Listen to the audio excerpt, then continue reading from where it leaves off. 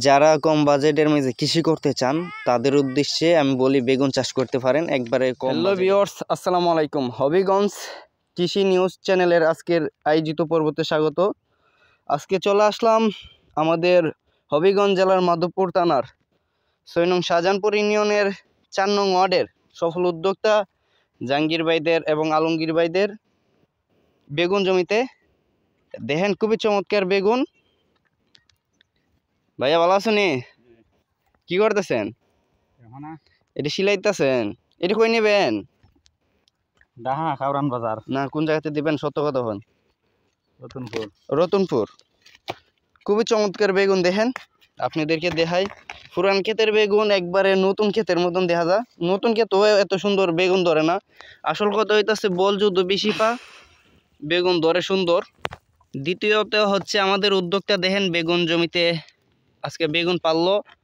আপনার কজন মহিলা আসলো আজকে আপনাদের জমিতে? কজন মহিলারা আসলো?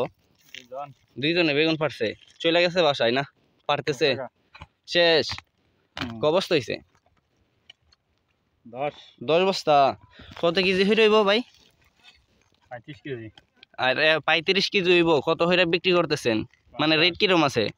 50। মানে কত আইব আজকে অনুমানিক একটা টার্গেট?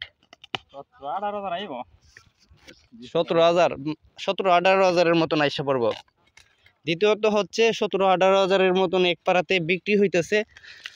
আসলে খরচ তেমন বেশি গেছে না বেগুন জমিতে। এই সিজনের জন্য সফল ফসল আমি যেটা দেখতেছি, কম বাজেটের মাঝে যারা কৃষি করতে চান তাদের উদ্দেশ্যে বলি আমি বেগুন চাষ করতে পারেন এবং একবারে কম পুঁজি। আর আপনাদেরকে দ্বিতীয় হচ্ছে বেগুনের মাঝে তেমন বেশি বিষ লাগে না এবং তেমন বেশি বল লাগে না এবং কীটনাশক কমই লাগে। তার জন্য বলতেছি আপনারা যদি বেকার ঘোরাঘুরি না করে আপনারা কিছু করতে চান করতে পারেন। খুবই চমৎকার বেগুন। আনো দেখো বেগুন একটা ধরছে আমরা খেতে। মানে এই বেগুন দেখেন খুবই চমৎকার একটা বেগুন ধরছে ক্ষেতের মাঝে।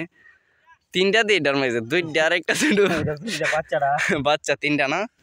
আসলে বেগুন এহরা গাছের মাঝে এরকম ধরে আপনাদেরকে দেখাই।